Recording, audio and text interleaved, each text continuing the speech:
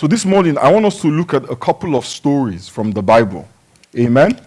Jesus is in the second year of his ministry, and the theologians will tell you that the second year of his ministry is called the year of his popularity.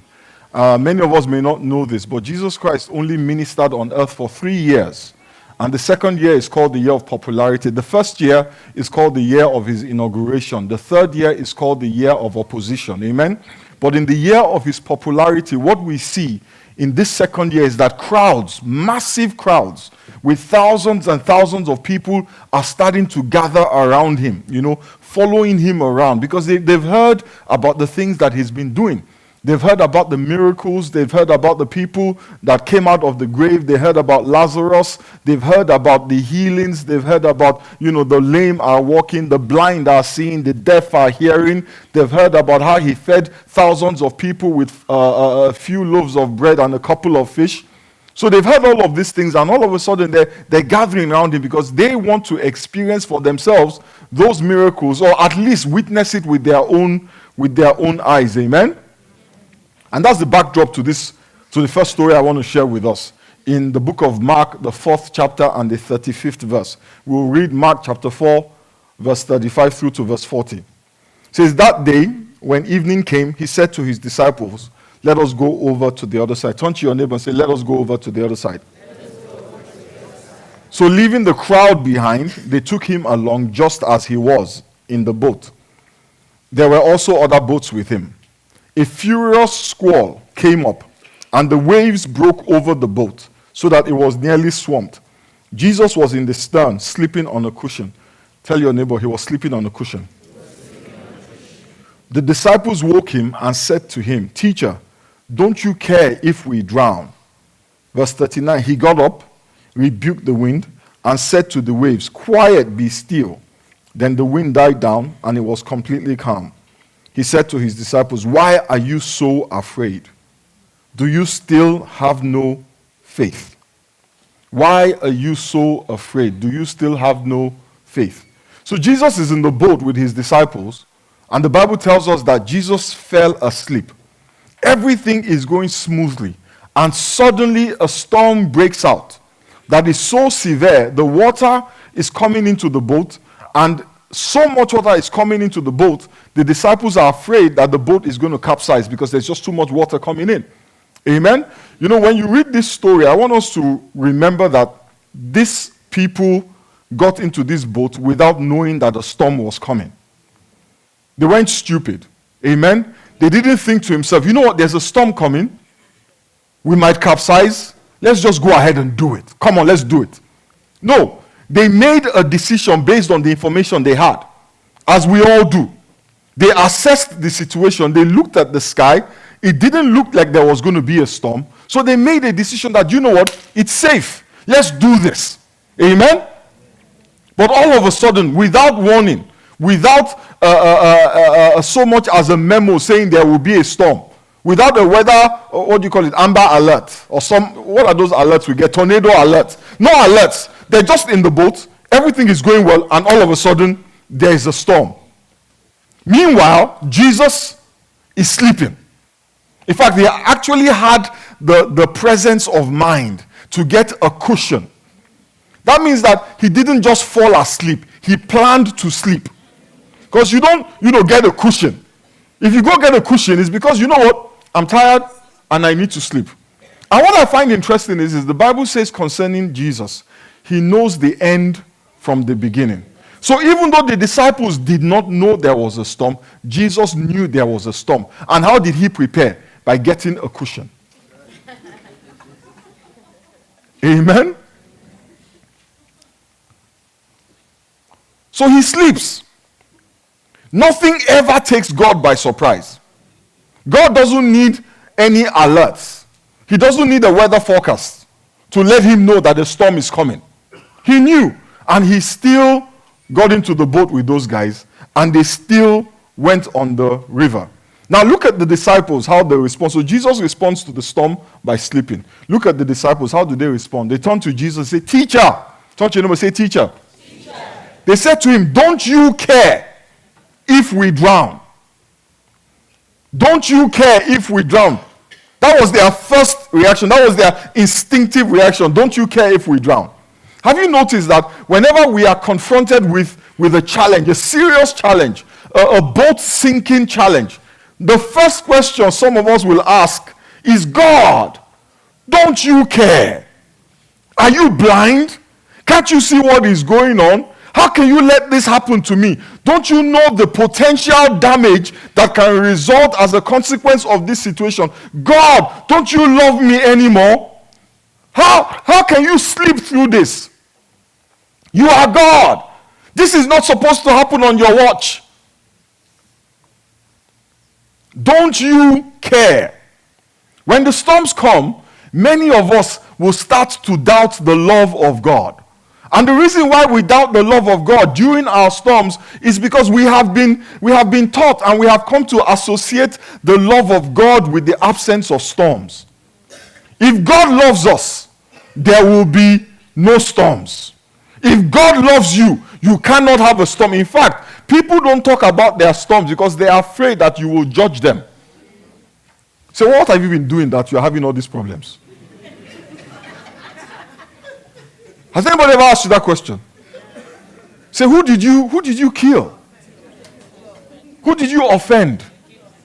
Are you sure that you don't have any sin, secret sin? Because you need to go and repent. First of all, did you pay your tithe? We always associate when things are going well with favor of God. When things go bad, with the displeasure of God. And if God is not displeased with us, then God doesn't care. So he must be displeased with us. If we believe that we have the presence of God, then we don't expect any storms. Because the presence of God is supposed to ward off storms. The Bible says Jesus was in the boat with them. He was there with them in the middle of the storm. And Jesus was not half God. He was full God. So there was a storm and God was in the storm. And listen, it was not their prayer that brought Jesus into the storm. They didn't pray him into the situation. He was always there. They didn't praise and worship and build him a house of praise so that he could come into the storm. He was always there. You know, we all know the story of Joseph. His brothers were envious of him and they plotted to kill him. So they threw him into a pit and then they sold him into slavery. When Joseph was sold into slavery, the Bible says in Genesis 39 verse 2 that God was with him. Amen? When Mrs. Potiphar framed him, got some fake DNA evidence, accused him of rape, and they threw him into the storm of prison. Guess what? The Bible says God was with him. The presence of Jesus did not stop the storm from happening. The presence of God did not stop Joseph from being thrown into the pit. It did not stop him from being sold into slavery, and it did not stop him from entering prison. What the presence of God does is neutralize the impact of those situations. He doesn't stop those situations. Jesus Christ said to Peter, the devil has asked permission to sift you like wheat. But I have prayed for you. Did the devil not sift him? He did. But he had the strength to bounce back from the sifting. The presence of God did not stop Joseph's brothers.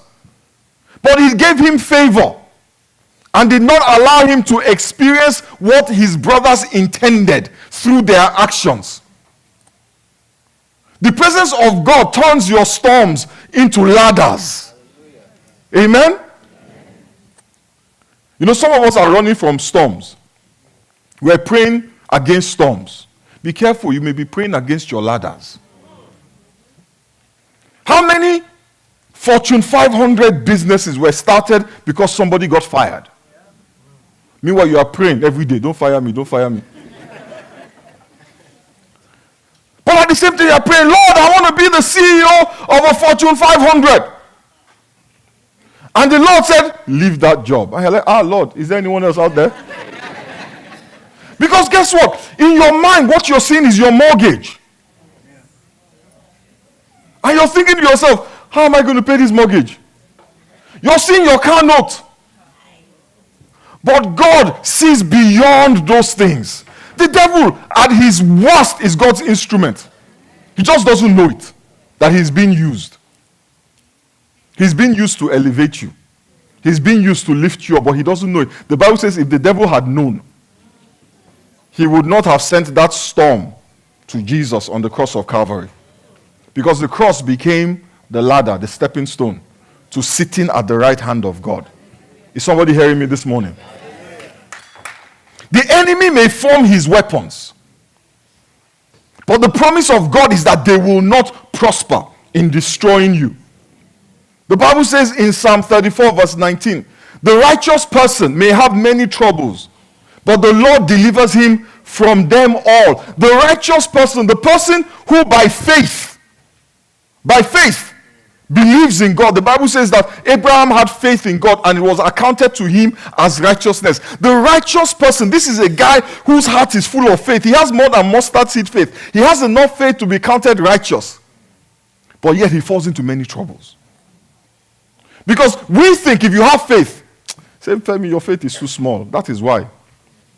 If you have faith, you won't be in this situation you are in. Says the man that has faith falls into many, not some, not one. And you know what many means. Many is plenty. Many is what? A lot. If you see a man of faith, you will see plenty troubles. But that is for us a contradiction.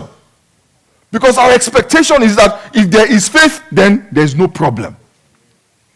Tell your neighbor, wake up. Sorry, tell them, wake up and read your Bible. Stop listening to charlatans. Tell them.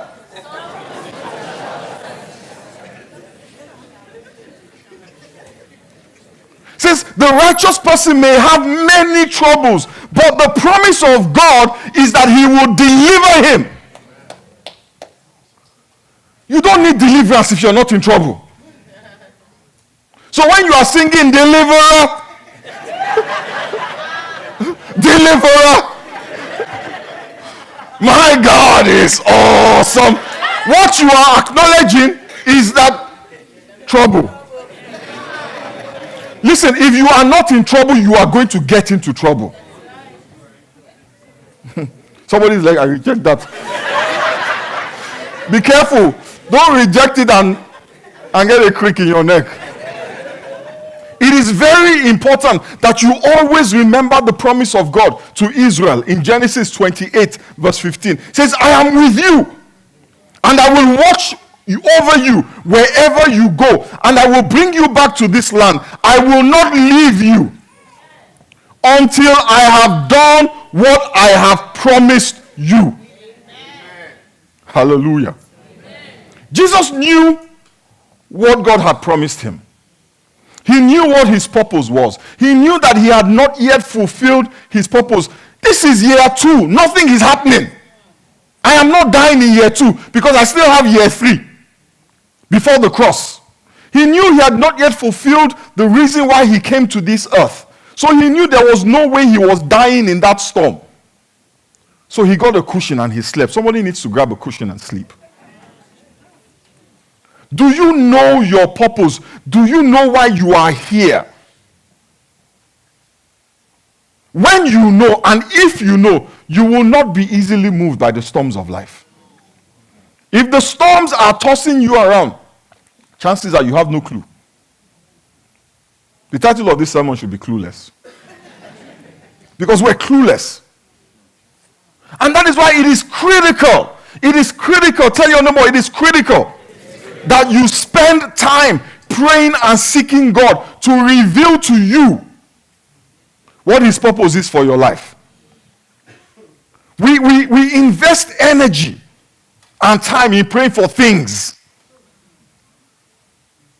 You need to be praying for the will of God. He will add the things. He will add the things. We pray too much for things. We have night vigil for things. We fast 40 days for things. Fast 40 days for purpose. Pray for 4 hours for purpose. and things will be added to you. If you are doing what God has asked you to do, no storms can take you out. Even the devil cannot touch you. When you are fulfilling purpose, when you are fighting the battles that God has called you to fight, even nature will submit. You know, in Exodus chapter 10, verse 12, the Bible tells us that the sun did not set and the moon did not rise until Joshua had finished his assignment. The sun will not set and the moon will not rise until you finish your assignment. Amen. You will not die until you finish your assignment. Amen. Somebody shout hallelujah. Hallelujah. You see, the Bible says, though I walk through the valley of the shadow of death, I will fear no evil, because thou art with me. Thy rod and thy staff, they comfort me. There's somebody on this side of the auditorium. You're afraid of dying. You go to bed at night and you are scared to death of dying. You keep thinking about death. Stop thinking about death. You are okay. Amen. You are not going to die. Amen. Touch your neighbor, say, you're not going to die. You see, the devil whispers it in your ears. Did you notice that pain you had in your side yesterday? It may be cancer. You know, the way things have been going, chances are you won't make it. It's a lie. You will live and you will not die. And you will declare the glory of the Lord to your generation. Somebody shout hallelujah. If you are doing what God has asked you to do, no storm can take you out. So you face your storms with a cushion. Tell your storm, you can't touch this. I'm going to sleep. The sun did not set. The moon did not rise because Joshua was not done. Jesus was on God's assignment, so he slept. Whose assignment are you on? Yours or God's? In 2 Kings chapter 6, the Bible tells us the story of Elisha, the prophet, and his servant Gehazi. They were surrounded by soldiers who wanted to arrest them, and Gehazi was freaking out. He was freaking out. He was having a meltdown because he could see the soldiers, and he knew that this was not going to be a picnic. These guys wanted to destroy them.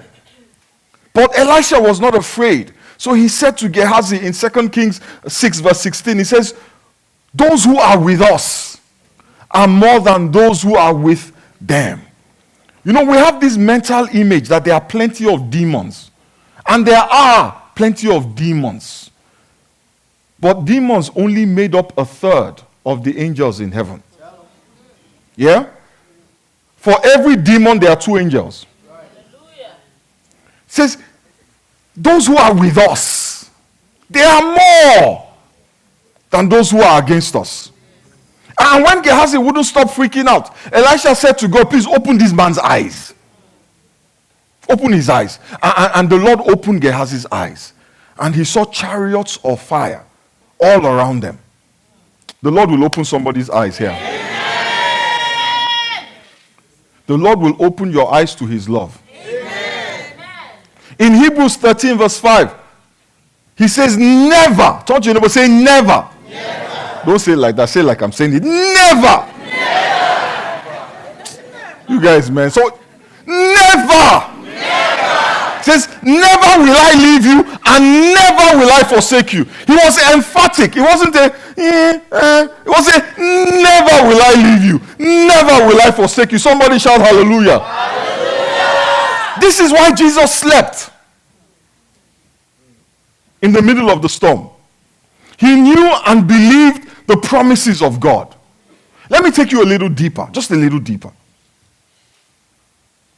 You know, sometimes when we are in the middle of these storms, the size of the storms, the magnitude of the storms, it challenges our faith.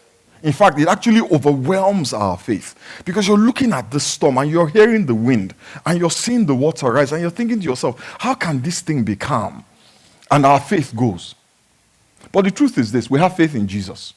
We always have faith in Jesus. And guess what? Jesus has faith all the time for the storm. So what you need to do is connect with Jesus by faith. Don't worry about the storm. Let Jesus take care of the storm. You know, when Lazarus had been dead for 3 days and his body had started to decompose, and Jesus is walking towards the place where they buried him, the Bible says that one of Lazarus' sister ran up to Jesus and said to Jesus, he's been dead for 3 days. And Jesus asked her some questions. And you know what Jesus said? He said, so you know what she said to him? She said, Lord, if you right now ask God to raise him, God will answer you. She knew that by herself she did not have enough faith for her brother to rise. But Jesus had clout in heaven. So she connected herself with Jesus. Sometimes, forget about the problem. Just connect with Jesus. Amen? That's all you need. That is why Jesus himself said, if you have faith as small as a mustard seed, just believe in me. I will deal with God.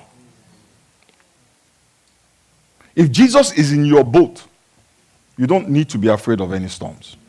Somebody shout amen. Amen. The second story is in Matthew 14 and verse 22. Again, we have another boat incident. This time, the disciples are alone in the boat. Jesus is not in the boat.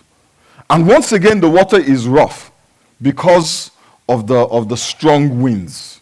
The waves are getting bigger and the boat is being rocked and tossed around. Off in the distance, they see a figure walking towards them on the water.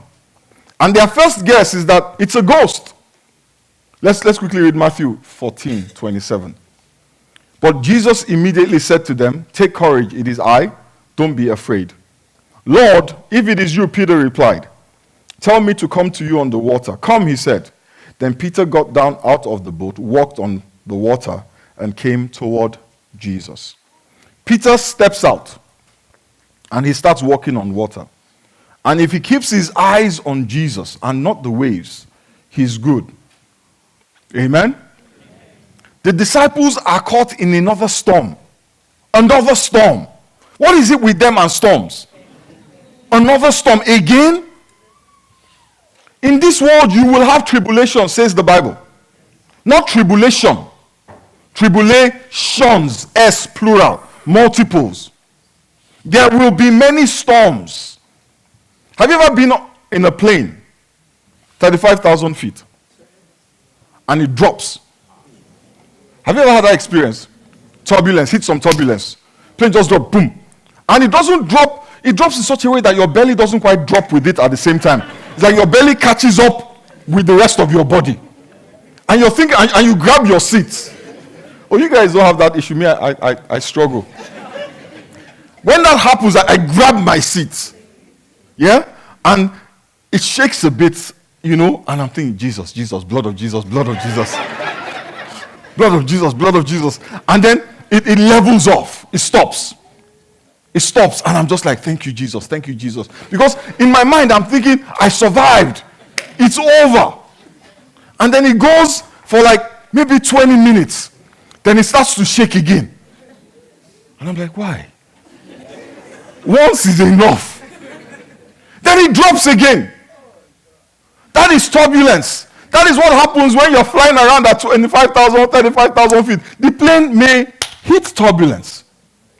That is the nature of life. In this world, while you are alive, you will have tribulations. It goes with being alive. The only way out is to die. How many people want to avoid problems? Anybody here want to avoid problems? Listen, the only surefire way, the only foolproof way that you will not have any problems is to die. If you die now, your problems are over. Because you will no longer be in this world. In heaven, the streets are paved with gold. Here, you might fall into a ditch. It's just the nature of being here. Doesn't mean there's anything wrong with you. It's just life. And God is thinking to himself, I already warned you. So when you start freaking out, God is not moved. Because he already told you in this world. But you don't listen to God, you listen to the charlatans who want your money, who are selling you green handkerchiefs and blue water. But your Bible is there. So you have no excuse. Peter chose, in the middle of the storm, to obey the voice of Jesus and he stepped out of the boat. How many of us would have left that boat and chosen to step on the water instead of staying in a solid boat? The boat is made of wood. It's solid. It's tangible. When you're standing on it, you're standing. It's shaky, but at least it's still there. The alternative is get out of the boat and to what? To what? To H2O. How many people do you know stand on H2O?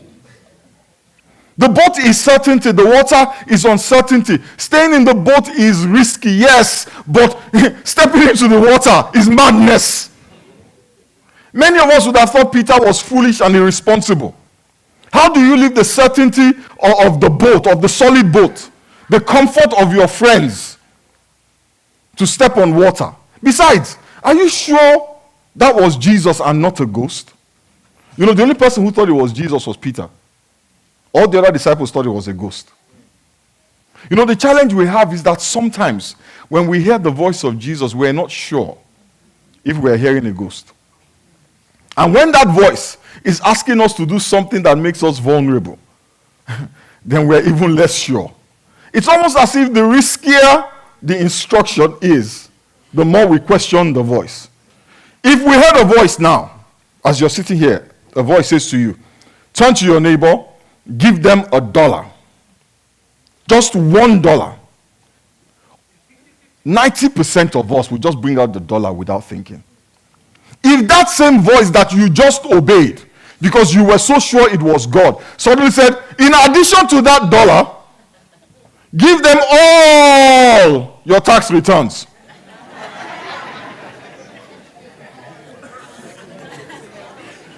All of a sudden, you are questioning whether you heard God.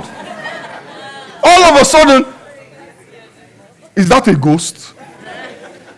It's as if the size of the stakes determine our faith. Our faith then becomes responsive, reactive.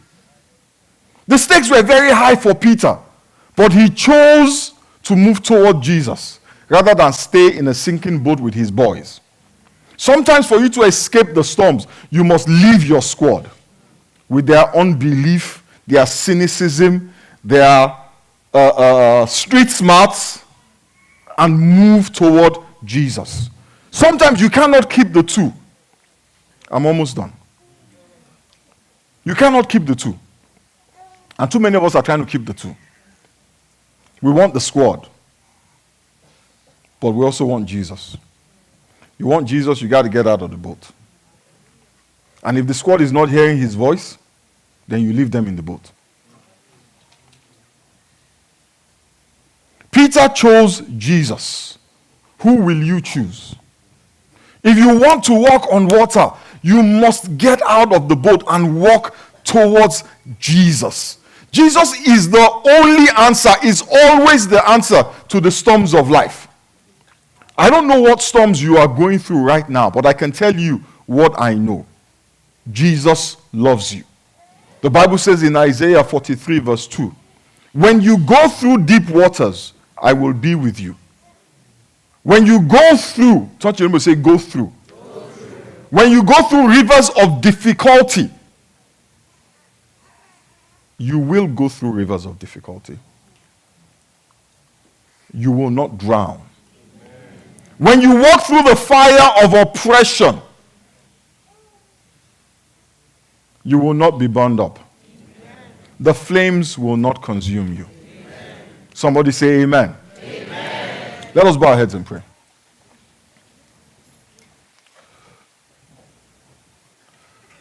Father, we thank you. We bless you and we give you praise.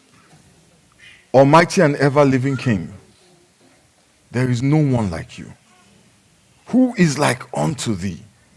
You are glorious in holiness. You are fearful in praise. You are the God who is always doing wonders. And that is why it is to you that we bring all the praise, all the glory, all the honor, all the adoration to. We commit, Father, your children into your hands. Those who are going through storms right now. Father, we ask that you will minister to them. Minister to them, Almighty God, that the storms will not drown them, will not overwhelm them. Minister to them, Father, as they pass through the fire, that it will not burn them. Cause your name to be glorified. We give you praise and we give you glory. In the mighty name of Jesus we have prayed.